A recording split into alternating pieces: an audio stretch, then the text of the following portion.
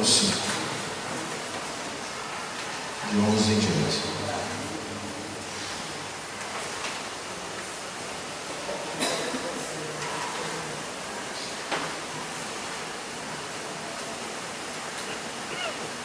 Escuta, irmãos, 2 Coríntios. Você tem o esboço aí? 2 Coríntios, tá bom, para você ouvir. 2 Coríntios 5, de 11 em diante.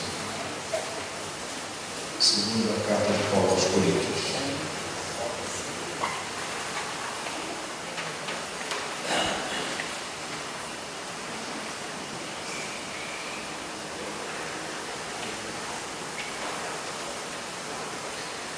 Enquanto os irmãos abrem no capítulo 5 de 2 Coríntios, de 11 em diante, não esqueça de orar pela saúde do Natan. Natan tem tido um espírito de pressão dele, e a pressão alta esses dias. Lembrar também da saúde da Cristina, da gravidez da Priscila, e gravidez da Ingrid, tá? 3 irmãs grávidas entre nós. Vamos orar por elas, porque e os maridos também. Muitas vezes nós não temos paciência com as nossas esposas. Quando elas estão grávidas, as emoções elas ficam mais sensíveis emocionalmente. Então é muito importante nós, esposos, orarmos pelas nossas esposas e darmos apoio para elas e facilitarmos a vida delas. Eu senti no meu coração falar isso aqui, porque é muito importante que a gente valorize nossas esposas, especialmente quando elas estão grávidas, quando estão mais sensíveis. Sim. Quem? A Donisalva, a nossa vizinha ali. Vou orar por ela depois. Meus irmãos, 2 Coríntios 5 diz assim a palavra de Deus: portanto, sabendo o que significa temer o Senhor, procuramos convencer os homens. Contudo, já somos bem conhecidos por Deus e espero que também sejamos bem conhecidos em vossa consciência. Não estamos de modo ou de novo nos recomendando a vós, mas vos concedemos a oportunidade de vos orgulhardes por nossa causa, de modo que tenhais resposta para os que se orgulham das aparências e não do que está no coração. Porque se enlouquecemos é por Deus que enlouquecemos, se não perdemos o juízo é por vós que não perdemos. Pois o que nos motiva é o amor de Cristo, porque concluímos que se um morreu por todos, logo todos morreram. E ele morreu por todos, para que os que vivem não vivam mais para si mesmos, mas para aquele que por eles morreu e ressuscitou. Assim daqui por diante não reconhecemos ninguém segundo os padrões humanos, e ainda que tenhamos conhecido Cristo segundo os padrões humanos, agora não conhecemos mais desse modo. Portanto, se alguém está em Cristo, é nova criação, ou nova criatura. As coisas velhas já passaram e surgiram coisas novas. Mas todas essas coisas procedem de Deus, que nos reconciliou consigo mesmo por meio de Cristo e nos confiou o ministério da reconciliação. Pois Deus estava em Cristo reconciliando consigo o mundo, não levando em conta as transgressões dos homens, e nos encarregou da mensagem da reconciliação. Portanto, somos embaixadores de Cristo, como se Deus vos exortasse por nosso intermédio. Assim, suplicamos-vos por Cristo que vos reconcilieis com Deus. Daquele que não tinha pecado, Deus fez um sacrifício pelo pecado em nosso favor, para que nele fôssemos feitos justiça de Deus. Pai, eu quero neste momento agradecer-te a leitura da tua palavra, agradecer a direção dos irmãos Marcos, os irmãos que participaram do culto, agradecer-te a bondade do Senhor. E nesta hora queremos pedir pela Donisalva, nossa vizinha, possa curá-la, restabelecê-la. Obrigado pela recuperação do Natan, que está conosco. Pedimos, Senhor, pela Ingrid, o seu parto. Pedimos também pelo parto da Priscila, ó Deus. Nós queremos pedir pela Cristina também, que sejas com ela, na sua gravidez. Abençoe os lares dessas irmãs. E fica conosco, Pai. Continua a nos falar no coração. Nós precisamos de Ti. Dá-nos a iluminação do Espírito para que entendamos, não só entendamos, mas pratiquemos a Tua palavra. Nós oramos com gratidão, em nome de Jesus. Amém. Meus irmãos, uma mudança radical. Os irmãos observem que no capítulo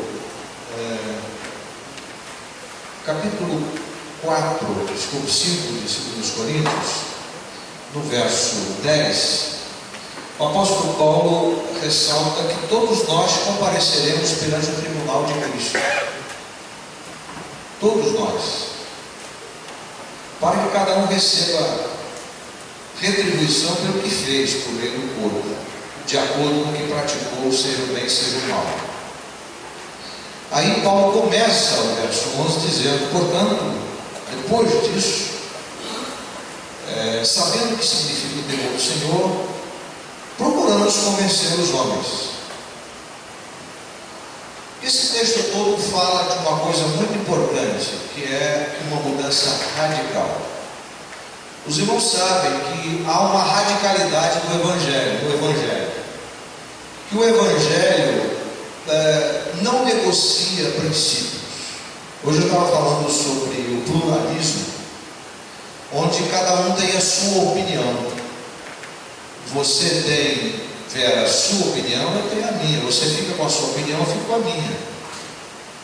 Aí no mundo é assim. Você tem a sua religião, eu tenho a minha. Você tem a sua verdade, eu tenho a minha.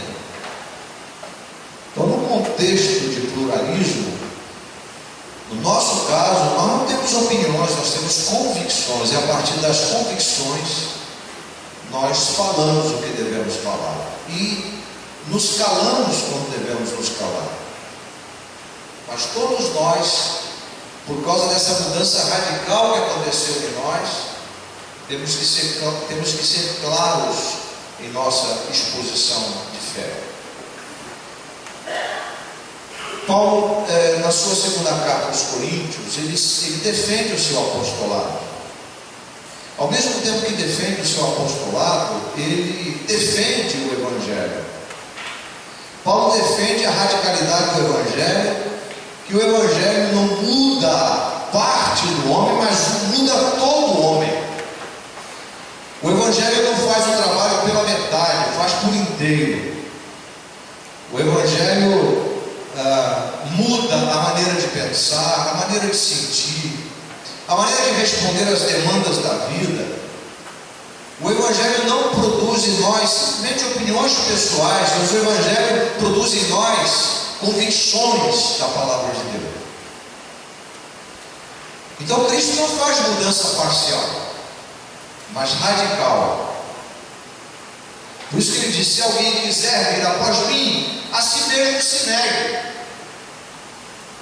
E não há mais nada radical do que negar-se a si mesmo. Negar-se a si mesmo não é deixar de ser pessoa, é deixar que o trono da sua vida seja substituído pelo ego. Deixe o ego ser substituído pelo Senhor Jesus Cristo.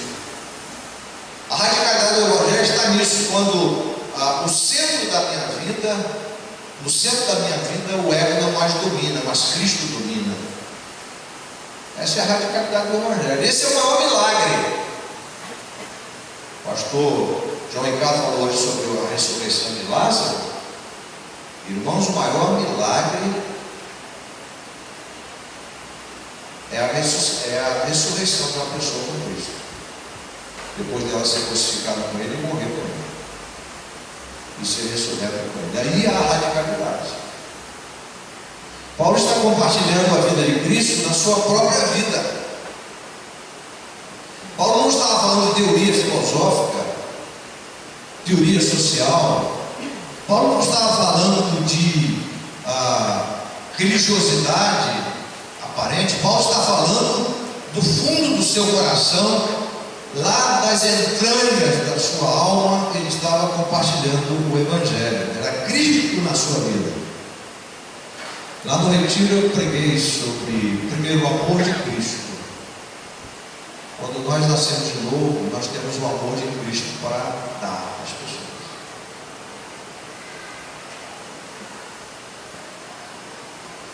E a Ana Paula Salha deu um testemunho muito bonito aqui na quarta-feira do que o Senhor fez com ela, com a equipe, com os irmãos lá. Então nós falamos sobre o amor de Cristo. Depois nós falamos sobre o perdão de Cristo. Eu perdoo qualquer ofensa que um irmão ou irmã pode me ofender outra pessoa, ou ser ofendido. Nós perdoamos, não é com o nosso perdão, nós perdoamos com o perdão de Cristo. Nós não temos perdão, não perdoar ninguém. Eu não perdoo, então precisa conhecer a Cristo. Terceiro, eu falei sobre a mansidão de Cristo.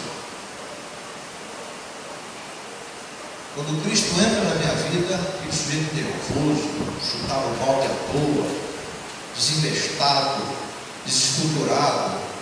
Agora é um sujeito manso, que está aprendendo com Cristo a ser manso.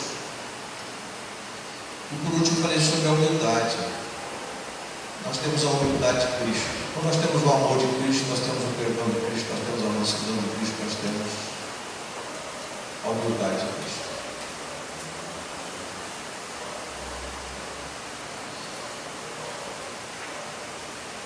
Uma mudança radical não acontece na aparência, mas no coração.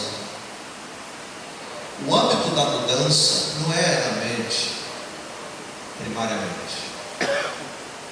A mente muda, mas a partir do coração.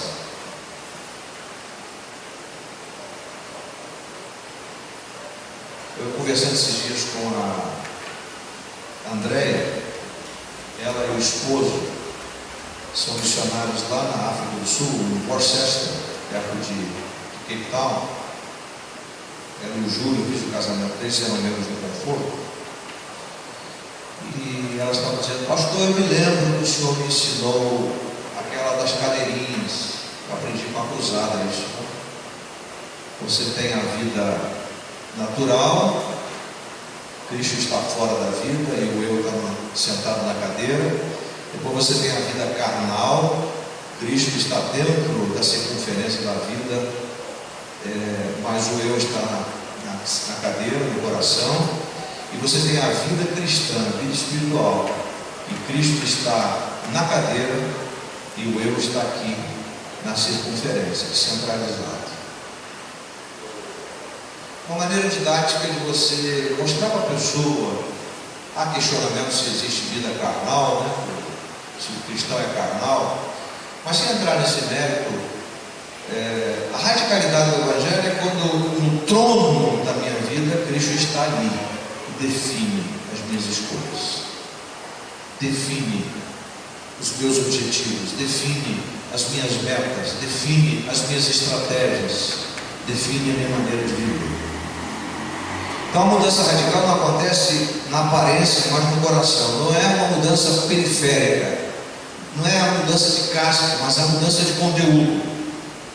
Sai o domínio do conteúdo da velha vida e entra o conteúdo da nova vida em Cristo. Paulo diz: o temor ao Senhor faz toda a diferença. O temor do Senhor é o princípio da sabedoria. Temer ao Senhor não é simplesmente ter medo dele, é reverenciá-lo, é reconhecê-lo como Senhor sobre todas as coisas. E Paulo fala, eu recomendo a consciência, no capítulo, no texto lido, ele fala: espero que também sejamos bem conhecidos em vossa consciência. Paulo está apelando aqui no seu apostolado, a valoração do seu apostolado entre os irmãos em Corinto. Nós sabemos que a religião enfatiza a aparência, mas o Evangelho enfatiza o coração e os seus motivos. Então, esse texto nos leva Paulo fala no verso 12, dizendo o seguinte: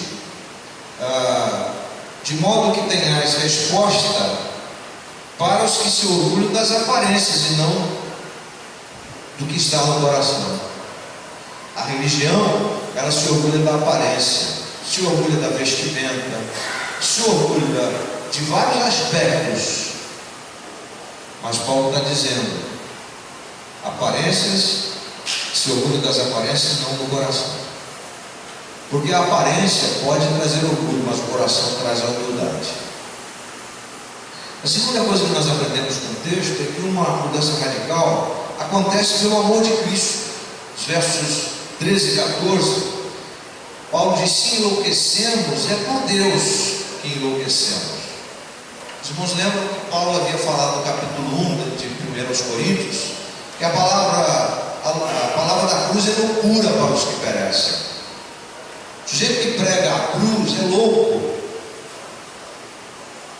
mas nós somos loucos porque nós somos alcançados pelo Evangelho, loucos para o mundo lá fora. Paulo diz: a palavra da cruz é loucura para os que perecem, mas para nós que somos salvos é poder de Deus. Então ele diz: porque se enlouquecemos, é por Deus que enlouquecemos. Se não perdemos o juízo, é por vós que não perdemos. E ele fala: pois o que nos motiva é o amor de Cristo. E lembra os irmãos que Paulo está falando de motivação aqui. A motivação dele é Cristo, o amor de Cristo, porque concluímos que se um morreu por todos, logo todos morreram. Então a centralidade da vida de Paulo estava no amor de Cristo. O que motivava Paulo a continuar a caminhada era o amor de Cristo. Eu disse a alguns irmãos aqui, não sei se falei para vocês, que quando eu comecei o curso aí, a gente fazia a prova, assistia as aulas, fazia a prova, depois tinha um calhamaço de atividades para fazer. Nós lemos 32 livros, fora os artigos, e teve um momento que eu queria desistir. Mas quando eu pensei no Senhor, quando eu pensei no amor, no apoio amoroso da igreja ao seu pastor, dando-lhe o tempo, metade do tempo, a outra metade eu absorvia nas minhas férias. Quando eu pensei na Junta de Missões Mundiais, que me deu 90% de bolsa, quando eu pensei na indicação do pastor Renato, a confiança dele, a Junta de Missões Mundiais, quando eu pensei no apoio da minha família, eu não podia desistir. E o Senhor me deu forças para continuar. Muitas vezes, meus irmãos, nós estamos numa lida, numa tarefa, e queremos desistir, queremos jogar a toalha. Mas o amor de Cristo deve nos motivar na caminhada.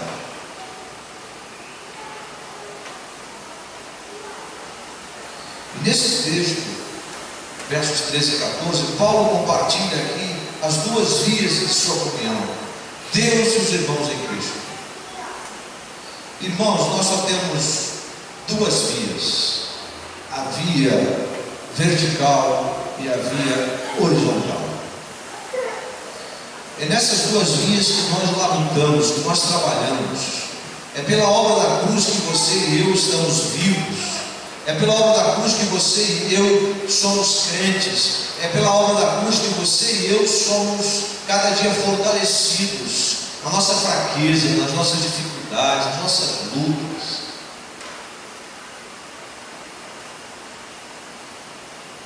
Esse amor que motivava diariamente o apóstolo Paulo é o mesmo amor que deve nos motivar na nossa caminhada. Mara estava compartilhando também, né, Mara? Você também teve muitas lutas para continuar o curso.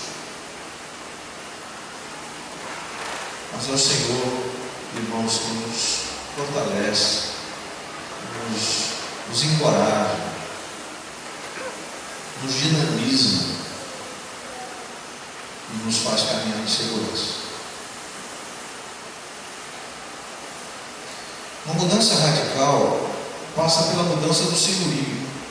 Verso 15, o apóstolo Paulo diz: ele morreu por todos, para os que vivem, não vivam mais para si, mas para si mesmos, mas para aquele que por eles morreu e ressuscitou.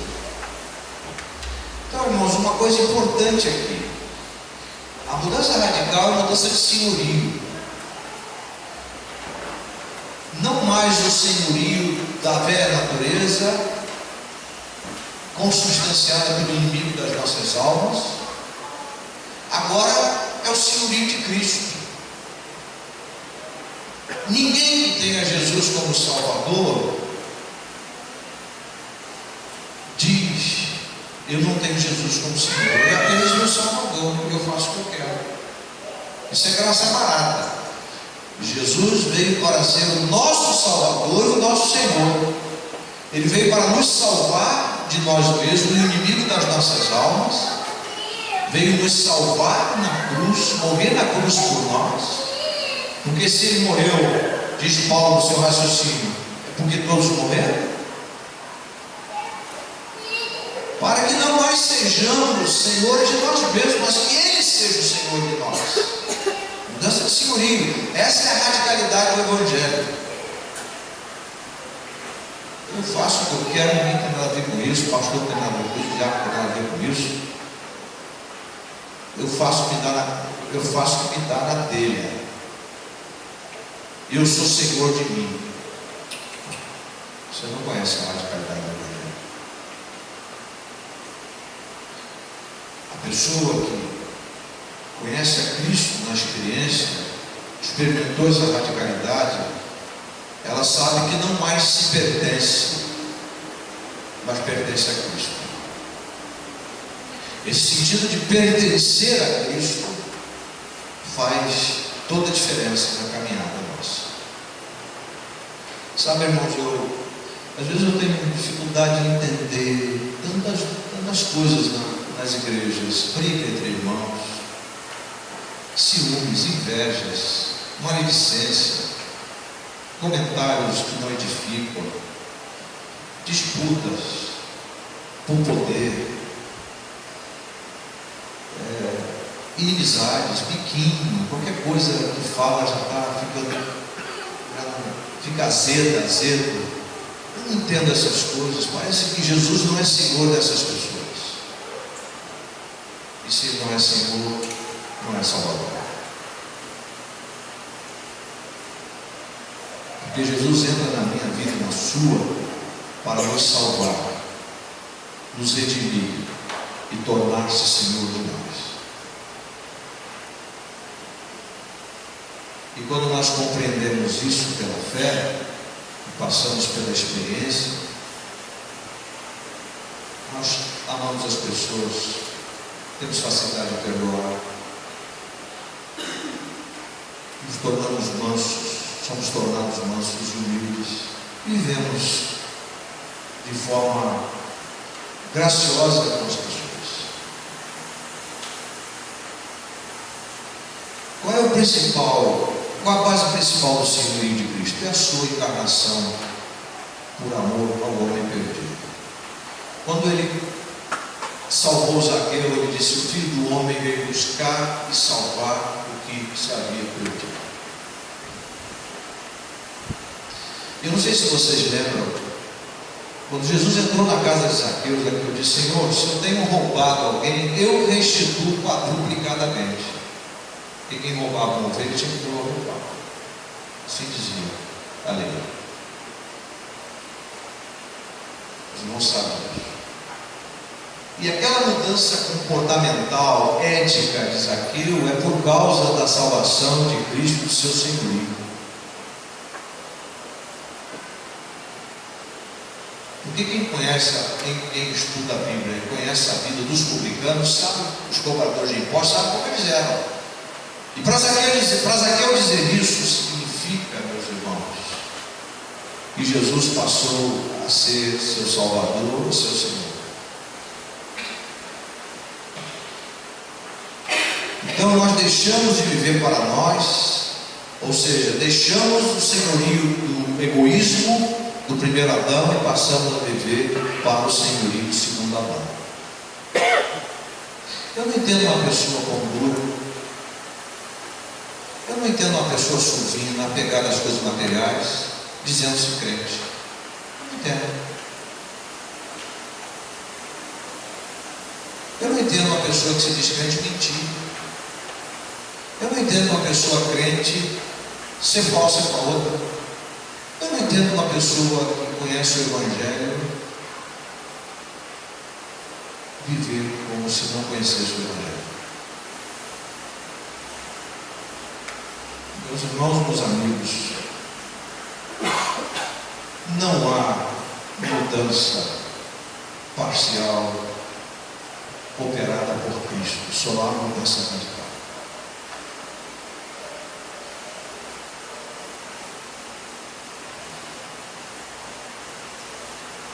O primeiro Adão trouxe morte, o segundo Adão vida. O primeiro Adão trouxe escravidão, o segundo Adão trouxe liberdade. Paulo, na sua teologia maravilhosa, ele fala no capítulo 5 de Romanos, a partir do verso 11, do primeiro Adão e do segundo Adão. Nós precisamos entender esse ensino paulino da pessoa de Cristo em nós. Aí você vê uma criança fazendo pirraça,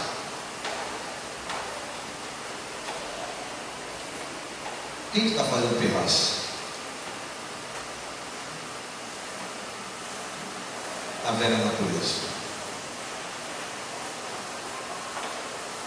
Você vê uma criança que tomou o brinquedo da outra, é a velha natureza.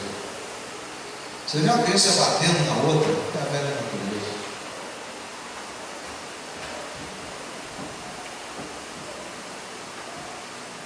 Agora, Jesus observou algumas qualidades da criança.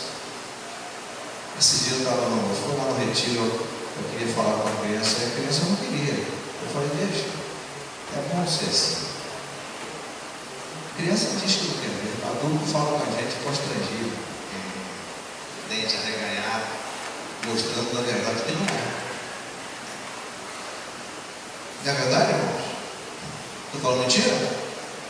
Quantas vezes você fala com alguém sem querer falar? Eu não quero falar com você. É melhor ser assim, não quero falar com você. Eu acho que não. Melhor. Eu acho melhor fazer isso que você falar com a pessoa que não está sentindo vontade de falar e não quer falar. Aí o dirigente aqui na frente, irmãos, vamos nos abraçar. Eu não estou a fim de abraçar ninguém hoje. É melhor ser assim, que você abraçar. E chegar depois, pastor, você pediu para abraçar, mas eu não estava com vontade de abraçar. Bora comigo aqui, me ajude. Ou pedir a qualquer outro irmão, não sei se é o pastor. Mas nós não somos assim.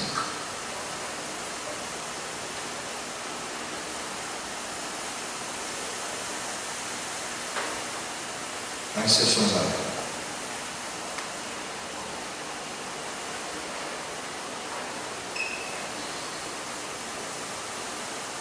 Penúltima coisa, uma mudança radical muda o nosso padrão de padrão humano para o padrão divino. Olha o verso 16. O sonho com ar-condicionado, pelo menos eu não vou ter, senão eu vou virar minhas páginas aqui. Assim, daqui por diante, não reconhecemos ninguém segundo os padrões humanos. A outra tradução fala segundo a carne.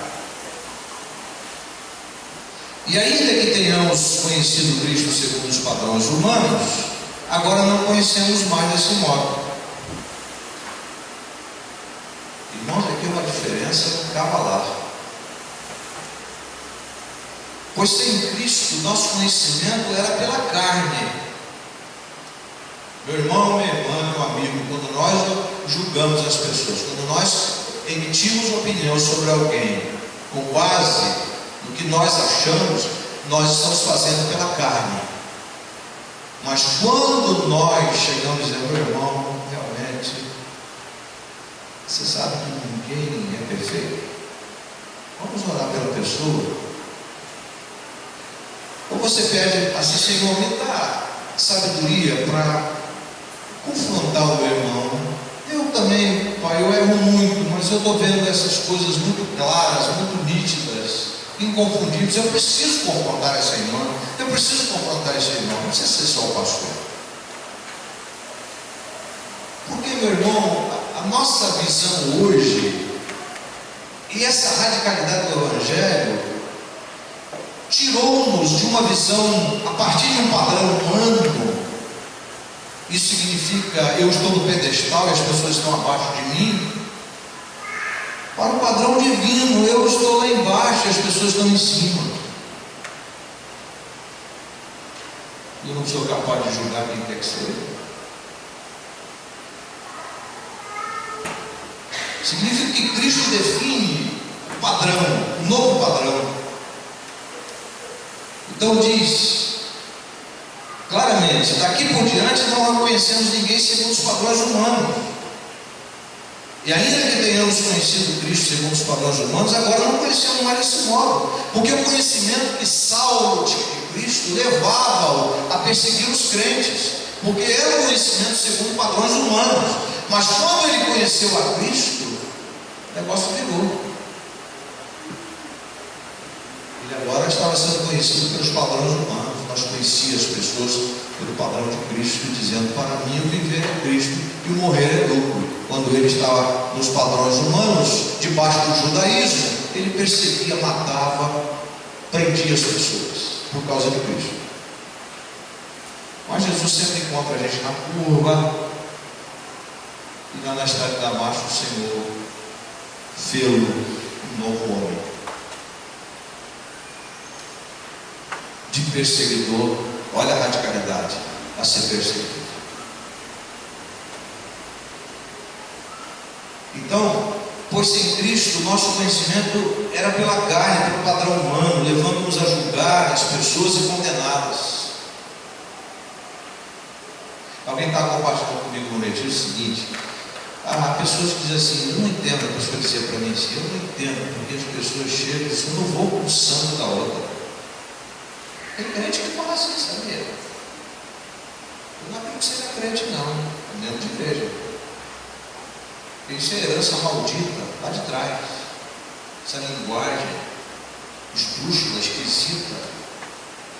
Não conhece a pessoa direito, já rejeita a pessoa. Falta a radicalidade do Evangelho.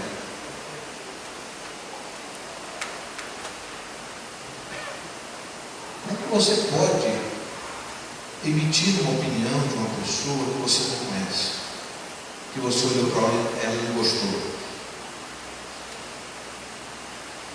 Você sabe o que a psicologia explica isso?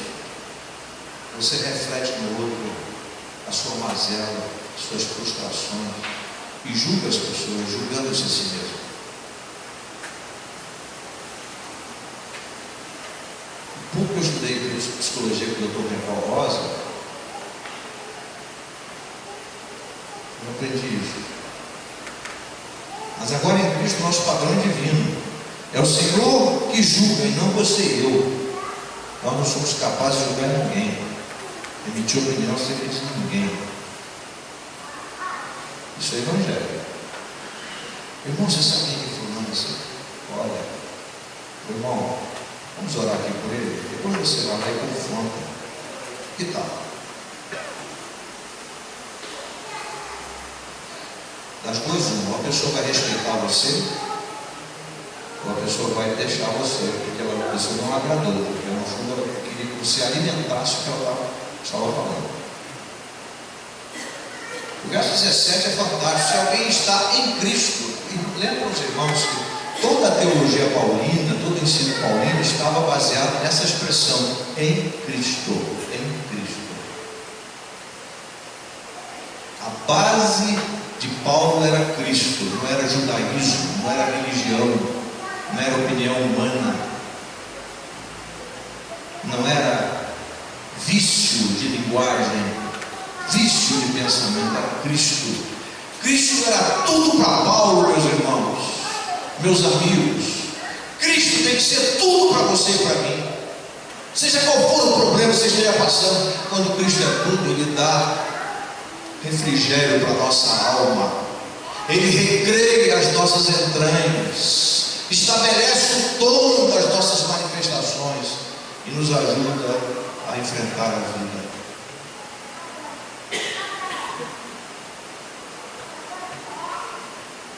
Quando eu era rapazinho, eu pegava o ônibus molhadinho.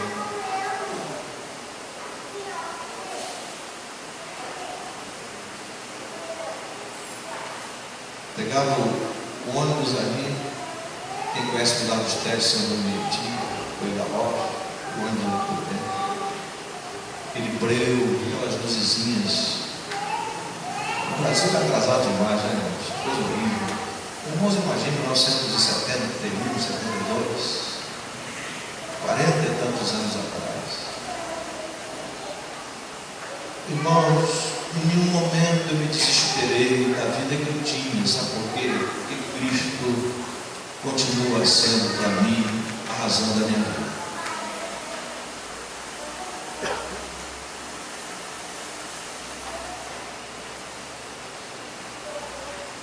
E eu não queria que ninguém tivesse pena de mim, não, porque eu era trabalhador, sempre fui, graças a Deus, estudava, tive uma vida muito difícil. Mas o Evangelho entrou no meu coração para me dar conformidade com a pessoa e a obra de Cristo. O Evangelho entrou no meu coração para me dar sentido de vida. O Evangelho entrou no meu coração para me transformar. A Bíblia diz: se alguém está em Cristo, nova criatura ou criação é. Alguém hoje disse para mim assim: papai, a Carol, ela fica me cercando assim, é mais parecida comigo, né? De semblante tadinha dela, né?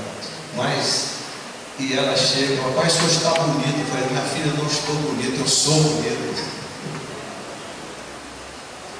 Irmãos, eu não estou cristão, eu sou cristão. Eu não estou no Evangelho, eu sou o Evangelho.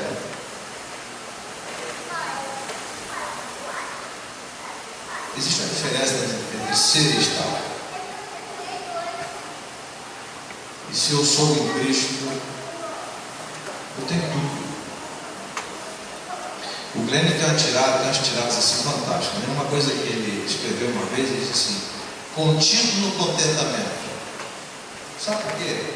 Irmãos, quem tem Jesus, quem conheceu a Cristo, quem experimentou a radicalidade do Evangelho, a radicalidade do Senhor Jesus Cristo, tem contentamento no coração. Porque Paulo disse: aprendi a viver contente em toda e qualquer situação. Está lá em Filipenses 4, verso 10. Sem ter fome. Paulo sentiu fome, irmãos. Eu já senti fome. Não tenho vergonha de dizer não. Cristão sente fome também. Cristão fica doente. Cristão morre.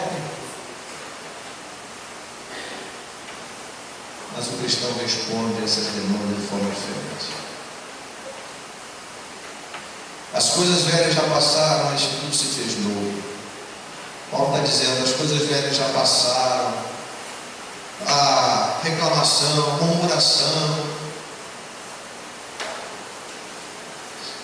Eu estava ali no 40. Quem conhece o 40 aqui? 40 é eu trabalho no vidro. Onde era o russo ali, agora era o 40 que está ali. Ele trabalhava com o russo lá, o filho do russo, o irmão do russo. Aí tinha lá um carro velho, um Dodge velho, um poçante, uma poça que era na garagem. O homem estava lá. E ele disse uma certa hora assim: rapaz, para de murmurar. Para de murmurar. Aí ele falou assim: pastor, o Senhor fez uma obra tão grande na minha vida. Aí eu comecei a conversar com a esposa dele. E Deus fez a obra no coração deles. Hoje eu ouvi ele camisa de manga comprida, com a gravatinha, feliz da vida ali no ponto daquela veterinária ali na João Valiante. Irmãos, essa é a radicalidade do Evangelho, a radicalidade de Cristo na vida. Eu gosto muito de 1 João 3,9. Já estou terminando. 1 João 3,9 diz assim, olha, que fantástico. aquele que é nascido de Deus não peca atualmente. O texto grego fala, não vive pecando. Pois a semente de Deus permanece nele. Ele não pode continuar no pecado, porque é nascido de Deus. Como é que um homem, membro de uma igreja, xinga sua mulher? Agora o sucessor lá do Eduardo Paz, o João Paulo, bateu na mulher, está dando um maior problema lá no Rio de Janeiro. Talvez ele nem saia candidato. É um baita de um gestor. Bateu na mulher. Então o cara sai de casa batendo o pé, xingando, etc. Tal, e vem para a igreja com a Bíblia debaixo do braço. A mulher escracha o marido, xinga o marido, humilha o marido e sai, vem para a igreja com a maior cara lavada. Quem está em Cristo não tem prazer nas coisas erradas. Agora tudo se fez novo. É uma vida ressuscitada com Cristo.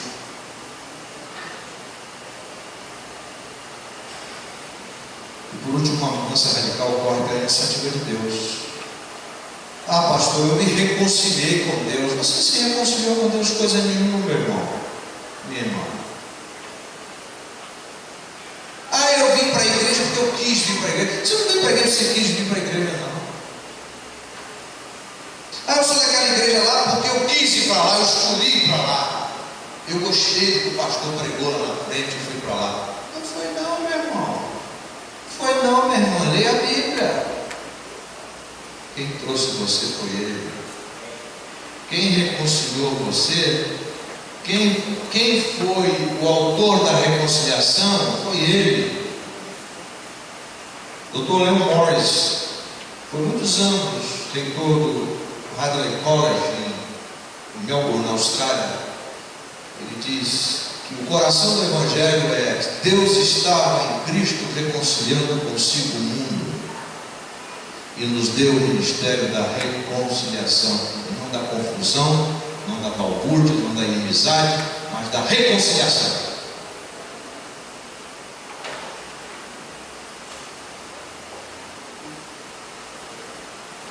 Quem levou ele naquela sala? Uma mulher católica ao quadrado, talvez ao cubo. Professora Edna, amiga da Deise. Gente finíssima, finíssima e magrinha, e também finíssima no caráter. Edna é uma mulher extraordinária, ética, íntegra. E ela me chamou, pastor, você pode vir aqui? Depois eu me afastei delas porque não é de bom tom ficar com a amizade, né? A gente tem que ter prudência. Ela me chamou, aquele cabra lá, estava lá em confusão com uma mulher lá, com uma moça, não tinha cabelo. Você ouvia e sentaram os dois lá e não teve jeito. Mas ele acabou, ganhou o Evangelho. Alvo, lá na sala dos professores, mesmo no 58, no Barbará. Fui lá. Quem trouxe o William? Foi o pastor? Não. Quem trouxe o William foi Deus. Foi Deus que fez a obra no seu coração, meu irmão, minha irmã. Foi Deus que fez a obra na minha vida.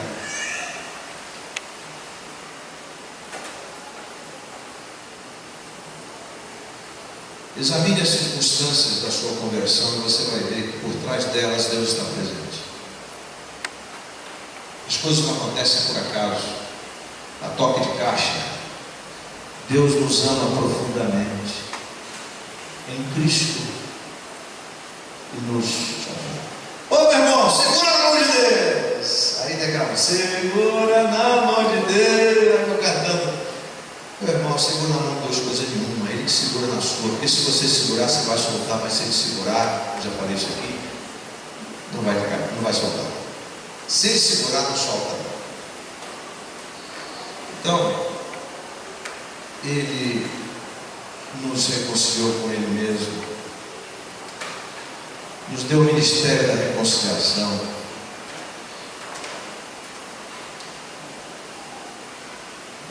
Eu estava descendo de carro para guiar o João Ricardo até a central. Estava descendo com o Toninho, João Batista, o irmão Miranda conhece.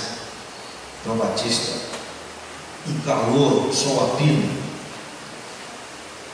O João Batista estava descendo. E ele estava contando a história dele. Eu não consigo, irmãos, deixar uma pessoa para trás. Ele já estava atrasado. Eu deixei ele na porta da igreja deles, a Metodista Central. Guiei lá, entrei, vim pela Praça da Preguiça. Eu falei, não, João, eu vou te deixar você lá perto. Não, pastor, deixa aí, não vou deixar você lá. Meus irmãos, desculpe a referência particular. Eu sinto isso porque você e eu não fomos feitos para complicar a vida das pessoas, nós somos feitos para facilitar a vida das pessoas. Nós somos feitos em Cristo para ajudarmos as pessoas, nós somos feitos em Cristo para amarmos as pessoas com todos os defeitos delas, porque nós os temos também. Nós somos feitos em Cristo para amarmos os nossos filhos que estão perdidos, para orarmos por eles, para termos paciência com eles e não desistirmos deles. Nós somos feitos por Cristo para orarmos por maridos não crentes, orarmos por eles, darmos testemunhos por eles e vê-los convertidos. E assim como eu estou vendo, eu creio que Deus faz a obra. Eu sei que algumas irmãs cujos maridos não são crentes gostariam de tê-los ao seu lado aqui, e não os têm, mas um dia os terá, se confiarem na suficiência que é Cristo. Meus irmãos, a mudança que Cristo opera é radical. Eu gosto demais desse texto. Se alguém quiser vir após mim, você e eu não fomos obrigados, nós fomos atraídos por amor. Se alguém quiser vir após mim, a si mesmo se negue, tome sobre si a sua cruz e siga-me.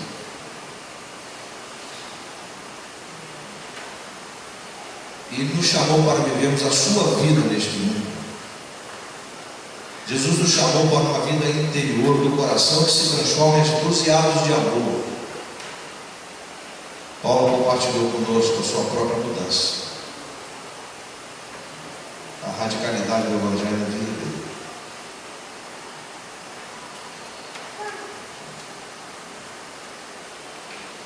Você não está aqui por acaso, nessa noite. Alguns irmãos decidiram não vir, mas vocês vieram porque Deus sempre tem uma mensagem, seja quem for que for pregar, uma mensagem para o coração. Então eu queria deixar essa palavra de Deus, cujo tema é uma mudança radical. E que nós vivamos essa mudança radical no nosso relacionamento com Deus, uns com os outros. Deixemos que Cristo faça a obra naquelas pessoas com as quais temos dificuldade de relacionar. E Cristo faz a obra no nosso caráter, na nossa vida. Não há idade, você pode ser idosa, idoso, tem áreas que se você trabalhar, o Senhor vai trabalhar. Sabe, irmão, eu tenho pedido muito a Deus para trabalhar na minha vida, para me humilhar, quebrantar. Eu sou muito arrogante muitas vezes. Eu preciso pedir que ele trabalhe. Os irmãos orem por mim para Deus trabalhar na minha vida. Deus, eu não estou sendo demagogo nem impressionista. Estou sendo sincero. Preciso de suas orações, porque eu sou homem com sujeito às mesmas paixões que Elias. Eu preciso da misericórdia e da graça de Deus sobre a minha vida. Então vamos viver essa radicalidade do Evangelho. O Senhor Jesus foi feito, ele foi feito pecado para que nele fôssemos salvos. Ele se fez pecado por nós para que nele fôssemos feitos justiça de Deus.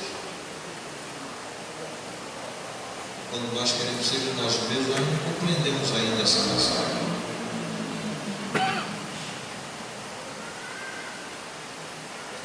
Senhor, muito obrigado pela radicalidade do Evangelho, pela mudança radical que Jesus operou em nós, apesar de nós. Pedimos que esta mensagem fique cristalizada no nosso coração e possamos ter atos e atitudes e atos que sejam coerentes com esta mudança radical em nós. Que a lei do Evangelho seja a nossa lei, que a tua palavra seja o nosso manual de vida, seja na vida pessoal, no casamento, na família, na criação dos filhos, nos relacionamentos, na igreja, no trabalho, onde quer que estejamos. Que Cristo seja tudo em nós e Ele assuma o trono das nossas vidas e trabalhe o nosso caráter. Obrigado, Pai, por todas as partes do culto. Louvado seja o teu nome pelos irmãos que serviram o Senhor nesta noite. Que a semana seja muito abençoada. Nós oramos com gratidão. Louvado seja o teu nome, em nome de Jesus. Que o Senhor nos abençoe e nos guarde. O Senhor faça resplandecer o seu rosto sobre nós e tenha misericórdia de nós. Que o Senhor sobre nós levante o seu rosto e nos ministre sempre a paz. E que a graça do Senhor Jesus Cristo, aquele que se fez pecado por nós, para que nós possamos ter justiça do Senhor, o amor de Deus, nosso Pai, e as consolações infinitas, incomparáveis e substituíveis do Espírito Santo, sejam com todo o povo de Deus, Israel de Deus, espalhado pelos quatro cantos da terra, hoje para todo sempre. Amém. Meus irmãos, estamos encerrando, são 9 horas. Tem cantina? Tem cantina.